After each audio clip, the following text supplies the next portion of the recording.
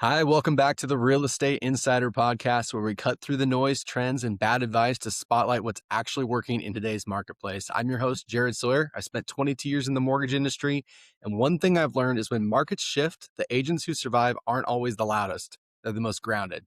They don't chase shiny objects. They double down on fundamentals, build trust, relationships, and long-term resilience. Today's guest is someone who unapologetically is doing just that. Shannon, say your last name. I had it, and I almost did it. Quagliata. There we go. Okay. I swear I'm going to get that right. I am so Shannon has built a powerful, reputable business model around one of the most misunderstood tools in the entire real estate model, open houses.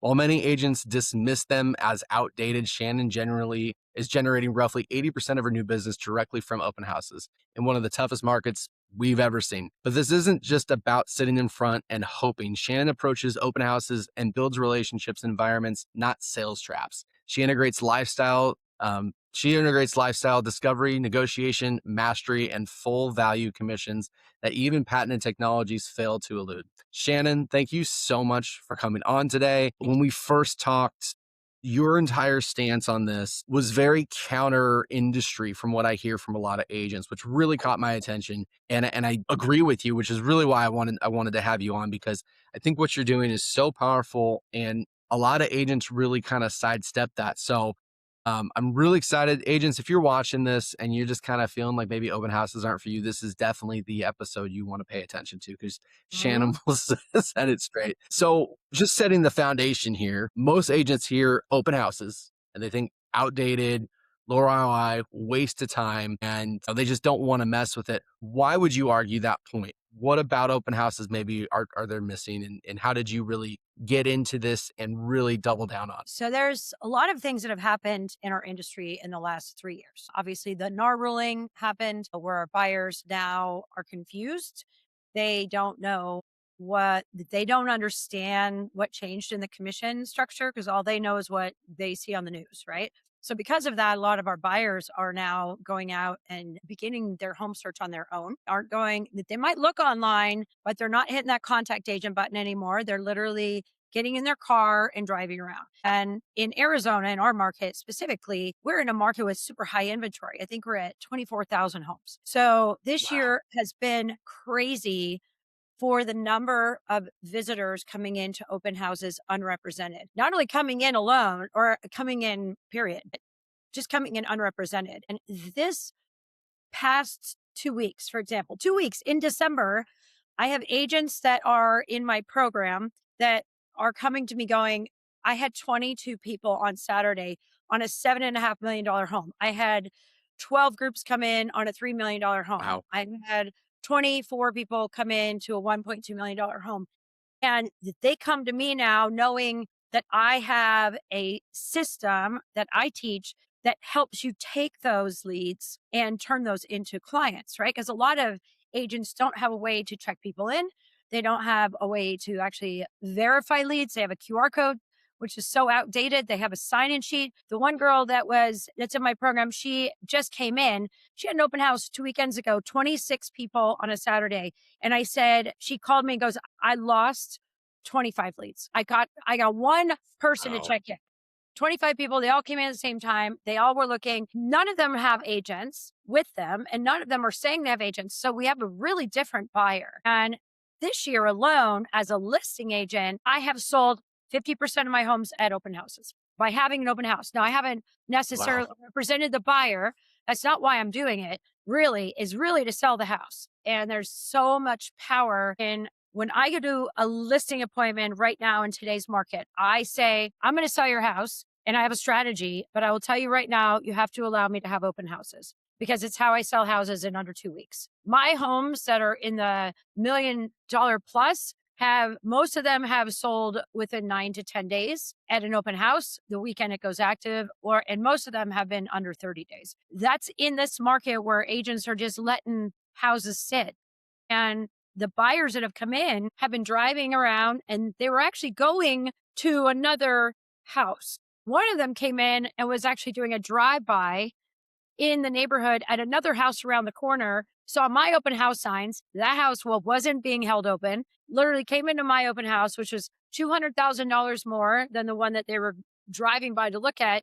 And they ended up making an offer on mine, but it didn't show up on their search because it was originally out of their price range. Right. So there's a lot of power. And I think what I have right now is agents coming to me, and they are coming to me now and they're calling me going, okay, this year, I'm not going to lose so many leads and so much of my business by having open houses and not having a system. Not having a system where I'm organized, not having a follow up system, not having a check in system. And we also have to run a safer open house for our sellers because open houses sell homes. But I think what has happened in the past is open houses have been treated as a free for all, right? An occupied home, Right. especially an occupied home, whether it's occupied or not, doesn't matter. Occupied homes, though, the number of open houses I've been into where the agent's in the kitchen and there's 10 people walking around an occupied home. There's no registration, that there's no check-in of actually verifying who everybody is, which is not safe for the seller. And it's also not safe for the agent because there's no system. And the agent can't sell the house because the agent can't follow up. Because what you don't want, which is what a lot of agents know about the lawsuit where an agent got sued by a seller for feedback, right? That happened when they gave it. And you want that to be anonymous feedback, or you definitely don't want feedback being shared at an open Hmm. house with you where there are other buyers in the house. That's not the place for feedback, right? The Sure. place for feedback is after the open house when you have a way to follow up. And if you don't have a verified way to follow up with them, which is what Open Houses Direct does, my app, is then you might as well not have a piece of paper. We're in like the industry of technology, and yet agents are like, oh, I have a sign in sheet. I have a QR code that does nothing. A QR code just says, "Well, would you sign in over there?" You don't have any verification on who they are. So why it's almost like it's such a negative way of running a business. It's your business, right? And the only way I'm going to Yeah. represent my seller appropriately is that I'm going to run this like a business, which means when a buyer comes in, I'm checking them in, I'm verifying who they are. If they don't want to give me their phone number, then they can come back with an agent, because my open houses, I tell my sellers, are run the exact same way as if I had 15 showings on your property today. Because I don't just allow agents to walk in without opening a lockbox, right? And they have to be accompanied by, the buyer has to be accompanied by an agent, which is the same thing. And that agent knows who they are. So that's the same thing where, and I know who the agent is, but if I have an open house, everybody that comes in should be verified. And the open houses, when I teach agents how to do this, they cannot believe how their sellers are so impressed, but also how much more effective their open houses are. You mentioned one thing too when we first talked that, and you really emphasized this, the open houses aren't just about immediate conversion, right? They're about understanding people. So Mhm. since you really started honing in on this, what have you learned about reading people and understanding characteristics on their intent, if they're serious, if they're not, and being able to really kind of find that personality trait when you're talking to prospective buyers? So our job are we are in sales. We're real estate agents. We're in sales. Just like you're also in sales, right? So it's a Right. numbers game. It's a numbers game, right? It's however many people, however many leads, houses I want to close in a year. I have to get in front of X number of people to close X number of homes, period. And it's not on the phone and it's not on a Zillow lead. I literally have to physically get in front of, let's say I want to close like 10 homes next year, right? The average for a lead conversion at open house is the highest of any other lead source other than a referral. It's 10%. It's 10 to 1. So if I'm going to close like 10 homes next year, I got to get in front of 100 people, which is 8 people a month, right? But I also have to be able to follow up with them, because a lead is only a lead if I can follow up, because all the lead conversions happen in the follow up. But the conversations need to shift in the open house. And that's what I teach agents. And that's where I see the agents just go like this in the lead conversion, is that the time to close a deal is not in an open house. The time to get into a relationship, that's what you're doing in the open house. I want to so I don't say I want to try and close 10 people this week, right? I want to have Hmm. conversations with 10 people about real estate, about something in real estate, about whatever it is. I wanted to get into and then my goal is really to convert one because those are the national averages. If I convert two, that's better. That's even 20%, right? But for the most Right. part, it's a numbers game. You have to get in front of people. And so the agents that are failing are the ones that are waiting behind their computer for a Zillow lead to come in, and that they're coming in through other funnels, like agents who come to me and go, I've closed all these Zillow leads and I literally have made no money because I have to give up 70% of what they're making, right? Mhm. Because everybody's got a piece of that lead. Open house leads are not only are they genuine, but you get to meet them in person and they are free, right? I think I froze. Are you there? Are you there? Yeah, I lost you.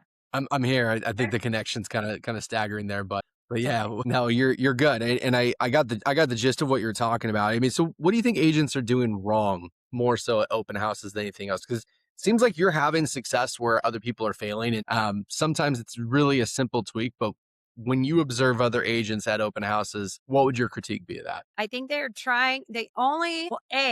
aren't checking everybody in with the verified way to follow up, because the conversion happens in the follow up. And also, they aren't running their open houses like a business where when I have an open house, I have a check in assistant at the door. That way, I'm the one having the conversations, whether it's a lender. Like, I love having mortgage lenders at my open house. And I know a lot of agents are like, oh, I don't like that. I love that because I need a gatekeeper and I put them at the door. I put them at the door and say, hey, here's your process. Nobody comes in without checking in on open houses direct. I need a name, a phone number, and then when they check in, I can then open my phone and I can take notes on them as I'm having conversations with them. And I think a lot of agents that I talk to say, well, I had 27 people come in and two I made really good connections with that I know are interested in buying the house. What about the other 25? Right? Yeah. You can't, it takes 10 to 12 touches to convert a client. Right. And also, a lot of times, they it's so important to be able to follow up with them because in our market right now, more than anything, we don't know how to price homes. I mean, we know how to price homes, but we don't know what the market is going to dictate on a home right now. That's the hardest part, Huh. I think, for a listing agent. As a listing agent, is when I sit down with my client, I go, here's the deal. Here's what I think it will sell for, right? But we can only sell it for what a buyer's gonna pay. And we don't know what that is until I can do all the research in the world, right? But I don't know what a buyer's going to pay. And so we have to be able to, in the event that there is a price reduction or that our clients are getting more motivated, I need to be able to follow up with every single person that came into my open house because they might have come in and the house I just sold, the house around the corner was $200,000 less than ours. So it didn't even show up on their search. And they came into my open house. They had an agent. The agent calls me and goes, my client loves the house, but it's out of their budget, that this is what they can pay. I said, I don't know what my client will accept. Submit an offer. And they ended up getting it for $200,000 under list price. I mean, and they would never Wow. have come in and seen it. They would have never, my clients were motivated. My clients already had a house that they had already closed escrow on. And they also had a lot of equity. And so when we put the house on the market, it was one of those where it's a custom home, things like that. I said, we're going to just see it. And they were happy with the offer price at 200,000 less, right? But I don't know that. And it's not my job to do that. It's a buyer agent to call me and say, well, what do you think? And I'm like, I'm just going to submit everything to my client. I really don't know what they're going to take. And I really didn't. And that they ended up taking it 100%. I would not have sold that house to that client if I had not had an open house because they would have never come in to see it because they thought it was out of their price range. Yeah, I mean, and it's you can't make up someone's mind for them, right? I mean, but Right. you're never gonna get that opportunity unless you're out there and you're actively doing it, and you mentioned in our first conversation that open houses has survived every market cycle since 1904, which is quite some time, Mhm. and in a market where traditional lead sources and everyone's doing the same thing over and over and over again, why do you think open houses creates a lot more stability than just like mailers or social media or online ads or anything like that? Well, because an online ad most of the time is a picture. The print ad is a picture. And now we're relying on the pictures to sell a home online, right? And I recently, an example, I recently had a buyer in town from out of town. As a buyer agent, we have 24,000 homes on the market right now. My buyer is coming into town from the East Coast and they go, we're in town for a day. We're going to look at houses. It's my job to pick 10 houses. I'm not going to show them 25 homes in a day. So my job as a buyer agent, what do I rely Sure. on? I rely on the same thing. I'm looking at pictures, pictures, pictures, pictures. And so I'm picking 10 homes. So I had these homes that I picked that I knew they would like. We're driving around in McCormick Ranch and we see an open house sign. And I'm like, and they're like, and I open up my phone and I was like, well, actually, this is a house I was going to show you, but it didn't make the cut. So we literally drive to the open house, we get out, and the house was beautiful. It was like, it was exactly what they wanted. They were like, oh my gosh. They even said, we told you not to show us this also because the kitchen, it didn't look very good. It didn't look as nice online. Like it showed a lot better in person. And that's what Yeah. happens now. Our houses show better in person because we're like an online dating website. When you go on an online app, there's 1,000 people, right? And what did they Right. do? What do people do? Swipe right, swipe right. Well, one negative picture, one weird picture, they're just going like this. That's happening with home buyers. They're going Wow. one bad picture, one weird picture. That's not worth it. It's not worth it, right? Because we have too many. If a house is open, they will they will be more inclined to go see a house that's open that doesn't have great pictures than they are to call an agent and have them show them to 'em. They just are going to That's drive in on their own time. They're like, hey, it's going to be open. Let's just go check it out. And what yeah, happens is just pop in. I can't tell you how many times I've had an open house where agents go, this house is so much prettier. There's so much more light. The ceilings are so much higher in person than they looked online. We can only do so much with a photo, and that's why it's just so important to allow our buyers to come in and touch and feel and look around and see how it flows, what is the natural light, how it smells, all of those. You can't do any of that online, and we are literally relying on photos to sell our house if we are not having an open house. I Also mean, good dating advice there, with also getting off get the that. apps and everything. So yeah, it's perfect. I love it. I always say, if I'm a dog trainer, where would I go to meet clients? Dog Where would park, right? you meet clients if you're a dog trainer? At a dog park. Dog park. Go to a Yeah. dog park. I mean, all the online training is great, but there's 100 dog trainers online, right? Well, I don't know if Sure. I'm going to like you. I don't know if I'm going to like your demeanor. I don't know, whatever. But I'll tell you where I'm going to meet my hottest clients is at a dog park because I'm going to be able to go up to them. I'm going to be able to meet them. I'm going to be able to greet and let them meet me in person.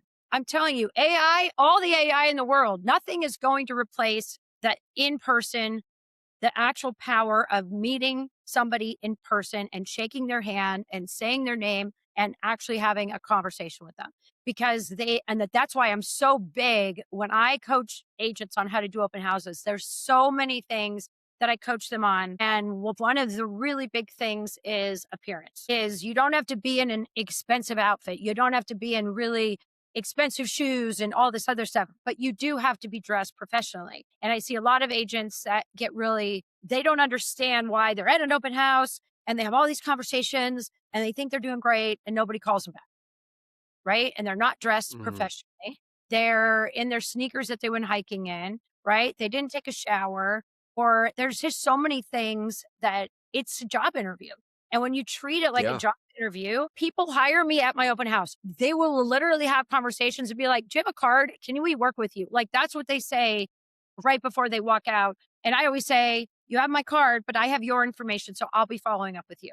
Right. And then I make sure that they know how to follow up with me immediately when I text them my information. But a business card does nothing. Flyer, brochure does nothing.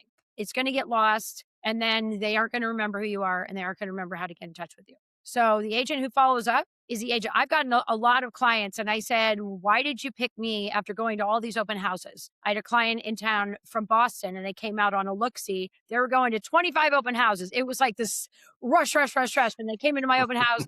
I got their information. I had them slow down. I gave them a beverage, couple snacks. And then I said, okay, on you go. And then they called me back in June.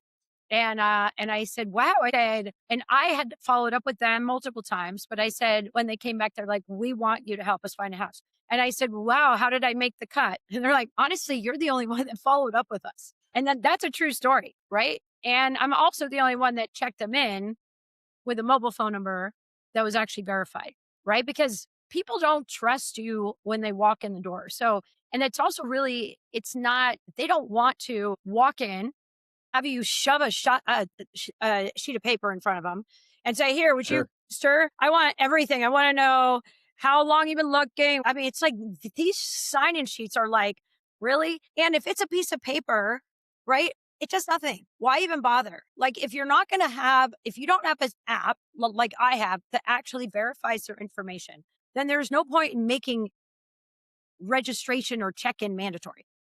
Doesn't matter. If it doesn't, if you're not going to be able to verify who they are at check-in, then why are you making it mandatory? Because I have agents come to me all the time. Oh, it's mandatory. People sign in. They have to sign in on a piece of paper. Could you imagine if that's all we had to do is sign in on a piece of paper everywhere we went and hopefully Right. people trust that we gave them the right info? I mean, it doesn't work anywhere in our world.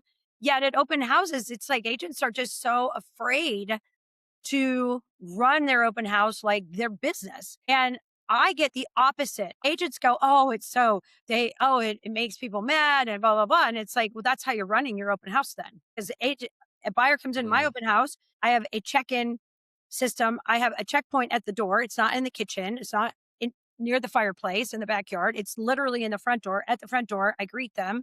I get them checked in. I give them a flyer and they're off and running. And then when I have the conversations, the thing that it does when you do that, the whole psychology behind the engagement changes, right? Because I'm not trying to get them to my sign in sheet. I'm not trying to get their information. I already have that. I got it at the door. And so now my conversations are more relaxed because I'm not trying to close them because I already got them. I already got their information. I know how to follow up with them now. Now I want to get to know them a little bit more, right? I need to have the conversations like, what are you out? Well, why are you out looking at open houses today?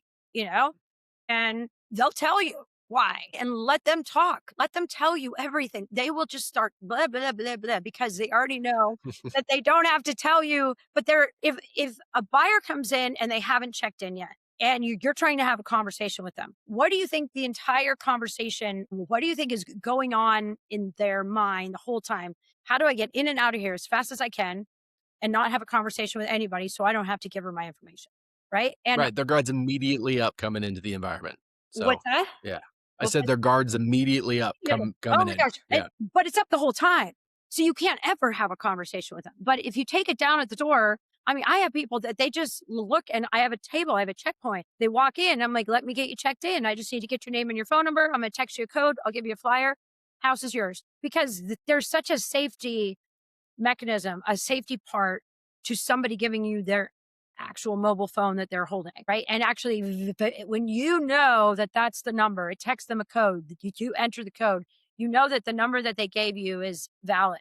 They're coming in to look at the house. If they're coming in for any other reason, they won't give you their phone number. And if they don't, True. I ask them to kindly leave because I've never had a client say, I don't want you verifying anybody. Let everybody in. We don't care who comes in. Like nobody's ever going to say that because I have agents that go, well, my seller, the listing agent told me she didn't want me to verify everybody and make everybody check in. I'm like, why? Like, why would you not do that for your seller? Like, it's not. Forget about Yeah. the leads. It's a safety feature that agents feel safe when they do it, and it's also when I tell my clients I'm going to have an open house that I tell them, by the way, I know this is your house and I know this is not a free for all. This is how we sell homes right now. This is how I sell homes. I have to open it to the public where we have a lot of buyers that don't have agents and we have to have an open house. But I run my open houses the same way I would if I had agents showing it 15 times. And so it actually puts them at ease. And I've had my clients have ring cameras that actually tested me, right? That they had ring cameras and they saw how many people came in. And I showed them, here's everybody that came in on a database, right? And I said, here's everybody I'm going to follow up with, and I'll let you know how it went. Because I don't want to get feedback in the open house. And I think that's where, and also with a lender, having a mortgage lender at the door too, there's a lot of questions that we can't answer. I don't know interest rates. I don't know what they are today or tomorrow or what all the plans are. right? That's why I always want to Sure. refer somebody. And there's a lot that buyers don't know about options, what their buying options are. And it's really great to be able to have those conversations in the open house, especially if I have multiple groups in the open house. I can't talk to all of them. So I love having another person or two in there having conversations. And then we all come together at the end of the open house and we all have notes on the what conversations we had with that client, right? So it makes it really effective for anything. I mean, for even more so for getting feedback. I think a lot of agents try and Yeah. get feedback. If you can't follow up with every single person that comes in, you do not, and it's really busy, you do not want to be asking for feedback in front of other buyers. That's like the worst thing you can do. Oh, Correct. it's great, but oh, that purple wall. God, that's terrible. Oh, the kitchen's so small, right? Another buyer would be like, wow, I didn't notice. Yeah, it is kind of small, like you just don't that's just not the place to do it. So, No, exactly. And anyone watching and anyone listening, what Shannon just went through is absolutely worth its weight in gold. And I hope that you'll go back and play that again because gold's valuable and it's rare. And so is commission. And you talked about how you really don't discount your services, which I personally aligns with how I run my business too. We're not a discount tire shop. We're not trying to go out there and be the lowest in price, but explain where that value really comes from because I think it's important for agents to not be so quick to just give up their commission to make a deal mhm. happen. So I'd like you to touch on that real quick because what you said last time we talked really hit home. Yeah, I think that it's like any other business, right? I feel like, and I actually had a conversation with an agent about this morning. I go into a listing appointment and I'm like, here's my commission. And here's why I charge that because I'm going to sell your home and I'm going to do everything I can to sell your home. And I pay for everything. I pay for the photos, I pay for drone photos. I mean, you want the amount of money we can make with a full commission allows us to be a full time successful agent and to actually be a professional agent because I have money to work with, right? I mean, that's something where I don't I think that what happens with agents in it happens in a lot of industries and I think it's wrong.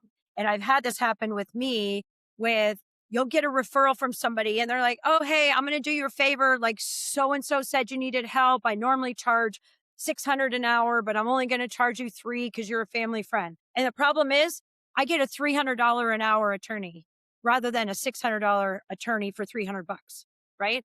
Because if you're going Right. to charge me 300 and you're giving me a discount, I don't want a discounted service. If I'm going to if I'm going to get my commission, I'm going to be a full-time agent. I'm going to do everything I can. I'm going to be at every showing. I'm going to turn on the lights. I can't tell you how many times I show a luxury listing. I don't care what price point it's at, any listing. And I show up, the house is dark, there's no music on, there's water features in the backyard that aren't turned on, right? And this agent is probably getting paid a good amount of money, right? And so for me, I want to be a full-time agent. So I tell them like I'm at the showings, I do this, but I charge for it because this is what we need in order to sell your house. I need to be there so I can talk about how great your house is in front of a buyer and then I'll let them walk around on their own.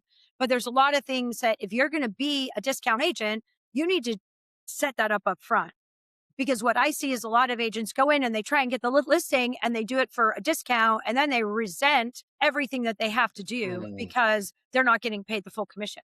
Like I get paid full commission because when I go in there, I say, I'm going to, this is everything I'm going to do. Right. And I do it because I'm getting paid a commission to do that. And I think that's really big because I've had people that have said, I'm normally this much, but I'm going to do it for this much because you're a friend. Then honestly, they give me this crappy service just because I'm a friend. Like if you're going to tell me that you're normally X amount of dollars and you're going to do it at a discount, I want the X amount of dollar person, right? If it's up to you how much you charge me, Yeah. right? But don't charge me X amount and then give me like crappy I mean, I could have gone to an agent or another person at that price point, which might have been their top of the line, right? But so Yeah. I really think it's when you go into a buyer appointment, when you go into a listing appointment, it's having confidence in what you do and saying, hey, this is what I charge because I'm really good at what I do, but I'm also a full service agent. And you have to have confidence in that. And it doesn't mean you can't like kind of go up and down a little bit. That's up to you. But I have a minimum that I will do a listing for. I mean, it might go a little bit, but I don't go below that. It's not worth it to me because it's my reputation. Because I know for that amount of money, I'm not going to be able to be the agent that I want them to refer to multiple people after it's done. And I think it's really important for sellers to understand that too. You want somebody like Shannon who has this fire about her showcasing your home and putting every bit of effort into it. And it's not just about the dollar amount with the commission, it's the value that comes in with that. And I think so many times, you know, we're taught to just try to get the best deal and we overlook the value in that's not always going to be in your best interest. Mercedes, BMW, and these other luxury brand automobiles, they didn't build their reputation on being the cheapest out there. They Mm-mm. built it on the experience that you have driving it. And same goes with what you're offering your clients. And so I think it's really powerful that clients need to understand that, but there's also more that comes with it there. And you're also building that value with your client. You're also not just an agent. You know, you're not just selling homes. You're teaching, you're coaching, you're a national speaker. Pivot just a little bit. Kind of tell me a little bit more about what makes Shannon Shannon here a little bit, and everything that goes into everything that you're working on. Yeah, I have been in real estate for so long and I got into really heavy open houses in 2015 and 2016. And I had agents coming to me going, I mean, I was like the number one agent at Remax in Arizona in June of 15. And they just were like, and I was doing, and I got all my business with open houses. And so agents would actually say, can we shadow you? Can you shadow you? And for me, it was like, I didn't think I was actually doing anything different but yet I had so much success at open houses, but I also found there was so much need for what I created because I lost so much business, potential business, when I Mhm. didn't do the things that I knew had to be done. And so when I actually did all the things that are supposed to be done, then all of a sudden your lead conversion goes up and you also sell the houses more because you have more knowledge of how to sell the house. So there's so many things involved. And that's how my coaching evolved to open house masters is I had agents coming to me wanting to shadow me and say, well, what do you do differently? And that they would sit in my open house. I recently had an agent who shadowed me about a month ago and she watched me for an hour or 2 hours. And at the end, she's like, that was like, you totally just converted that client. And I said, but it was an evolution of the conversation that we had. And it was also everything that I had done before I got there. Right. And it was my check in system. And it's like all these other things. It's all rolled into one. And so I began teaching it nationally, and agents were just having so much success. Like I just saw these agents that were struggling, that would come in and they would be like, all of a sudden they're boom, boom, boom, boom, boom. They're all of a sudden growing and they're not struggling anymore just from learning how to generate leads on your own. You have to learn online leads, all these other lead sources should be complementary to each other. So I think a lot of agents rely on sitting behind a computer, doing cold calls or doing this. And we're in a relationship business. So you can do all that if you have all the time. But you absolutely, like I said, we don't get in front. It's not how many people you talk to. It's how many people you get in front of in person is how many people you're going to convert, period. And so if you do online leads and all these other lead sources, social media, those are great, but those need to complement what you're doing because your main lead source should be from the actual clients you're getting in front of in person because those are the ones that you're going to have forever. I don't know why my open house clients, like my open houses this year, I mean, my clients have become, I mean, they're clients for life. And I don't know why. I don't know if it's because they came in, they met me and they chose me, right? I'm not really sure. But I'm telling you, my open house clients I just have them forever and they're loyal and they just keep sending me business and then it snowballs. And that's where open houses should be your base and all these other lead sources should be on top of it. And if you do all of those, consistency is everything. If you do all of those consistently, then there's no way you're going to not have enough leads to reach your goals. So takeaways I had from the last this conversation are be where your clients are in person, build relationships, not transactions, respect your value and respect your commission, focus on consistency, not all these hacks and all this other stuff. Build that baseline. What other advice would you give an agent out there who's just struggling right now? They're just going through it, whether it be a mental block or they're just not feeling motivated, but this is their career and this is what they do. What would you say to that person watching right now that is going, man, I want to be where Shannon is. She's got all this juice and fire. Like, how do I get from where I'm at to where she's at? Is you if you want to be if you want to actually be successful in real estate, you have to treat it like a business. Period. And I think too many agents treat it like that they kind of dabble in it, but it is their only income source, but they don't really treat it like a business, right? A business means you have systems in place. And if you are struggling, that means you've got to go back to the basics. The basics meaning having open houses again, right? Getting in front of people, calling and following up on leads, like doing the old school. We're back with old school. AI is doing so much online. AI is not going to replace the in-person relationship of a real estate agent and a buyer and a seller. It's not going to replace that. Maybe in 10 years it is, but it's not right now. And so, you're up against so much online that there are people that are going to find a house online, but they are not going to want to find an agent online. They are going to want to drive around to a house that's open, and they're going to want to come in and they're going to want to see it on their own because they want to be in charge of who they work with now. And that's what changed with the NAR ruling is you have buyers coming in that they don't understand what the real change was. And I mean, I have clients who right now call me to put their home on the market and they go, okay, so are we not paying commission anymore? Like they are really confused. And I have to sit down with them and say, okay, here's what changed, right? And so we have to have those conversations in person with our buyers that are coming in that are trying to do it on their own. And the reason why they can't do it on their own is because there's only 10% of homes, maybe 10% of homes right now that are ever held open every weekend. So if a buyer comes into my open house and they say, we're going to do it on our own, we're just going to open houses. I said, well, that's great. But you're going to miss 90% of the inventory because most of my buyers are not getting an open house or are not going to buy a house from an open house because they're missing 90% of the inventory, right? And if you wait for that house to have an open house, it might not ever be open. It'll be gone by the time you wait for it to be open. And our buyers don't realize that. Our clients don't realize that there's so few houses that are actually open on the weekends. And if more were open on the weekends, you would be seeing more going under contract in a shorter period of time. Yeah.